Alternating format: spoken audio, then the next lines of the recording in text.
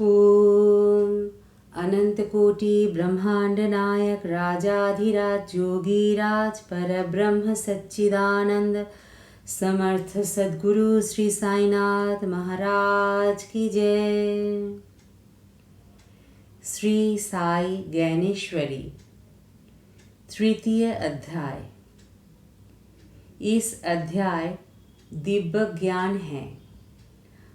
आत्मा और परमात्मा के विषय में जानकारी दिव्य ज्ञान है।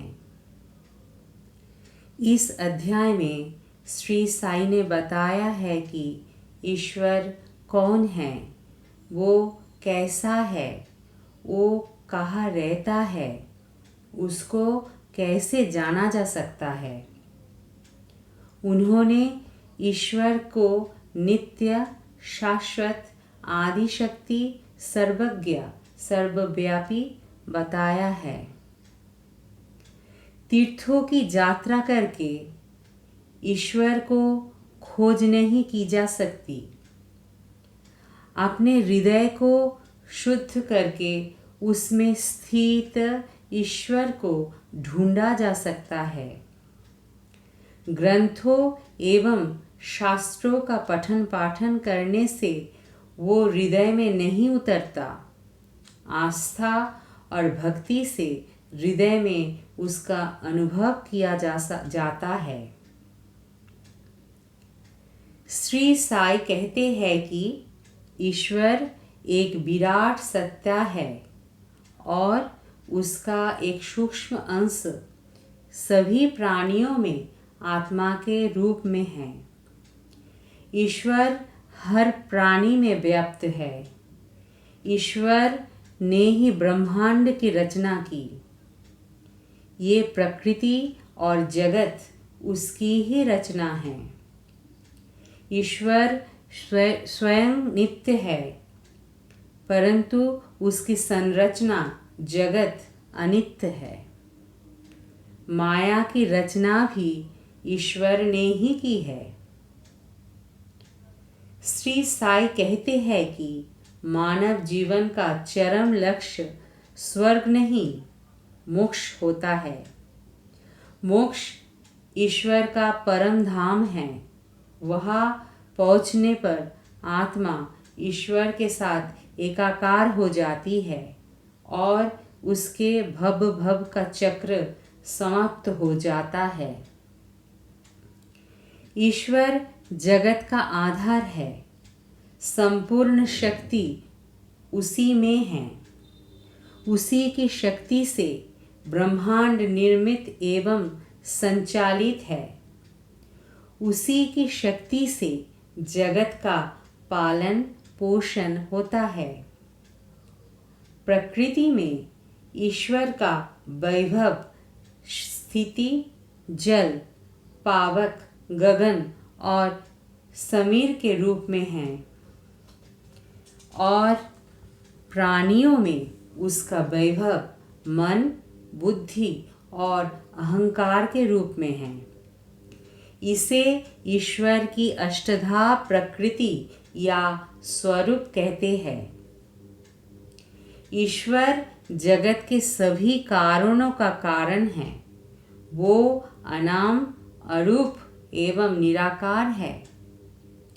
ईश्वर का वैभव देखा जा सकता है, परंतु ईश्वर का स्वरूप देख पाना संभव नहीं, क्योंकि वो अपना स्वरूप कभी प्रकट नहीं करता।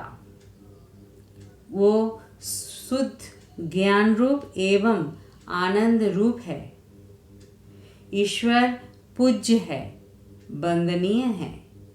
उसके स्वरूप की मूर्ति हृदय में बसाने के योग्य है। ये संसार ईश्वर की व्यवस्था के अंतर्गत चल रहा है। संसार के हर प्राणी के कर्मों का लेखा जोखा उसकी आत्मा के वही खाते में अंकित होता है। कर्मों के अनुसार फल की व्यवस्था है। कर्मों के अनुसार अगले जन्म का प्रावधान है। जीवधारी में क्षण क्षण परिवर्तन होता है। इस क्षण में जो नूतन है वो अगले क्षण पुरातन हो जाता है। ईश्वर में आस्था रखने से ईश्वर ज्ञान का प्रकाश देता है। आस्था ना रखने वाला विशाल नदी में भी प्यासा रह जाता है। ईश्वर की शक्ति का प्रकाश सभी के लिए है। ये तो ग्रहण करने वाले की योग्यता एवं क्षमता पर निर्भर करता है कि वो उसकी शक्ति को कितना ग्रहण कर सकता है। ईश्वर के लिए हर प्राणी उसकी संतान है। वो संतान के बीच भेदभाव नहीं करता, पक्षपात नहीं करता। ईश्वर के लिए हर प्राणी उसकी संतान है। वो संतान के बीच भेदभाव नहीं करता, पक्षपात नहीं करता।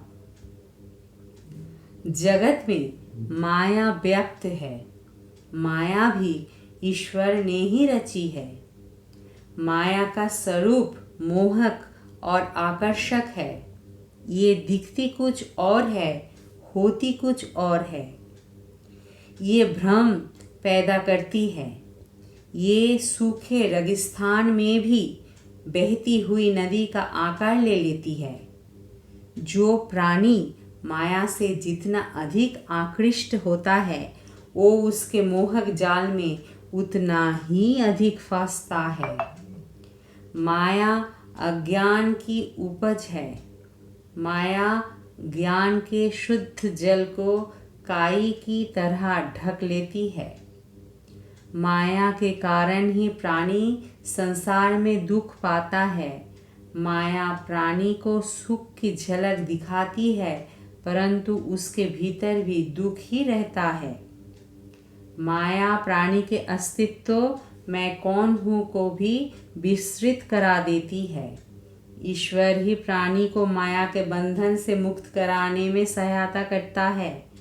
माया के जाल से मुक्त होने पर ही व्यक्ति ईश्वर का साक्षात्कार कर सकता है, मुक्ति पा सकता है। ओम श्री साईनाथार्पणमस्तु। शुभम भवतु।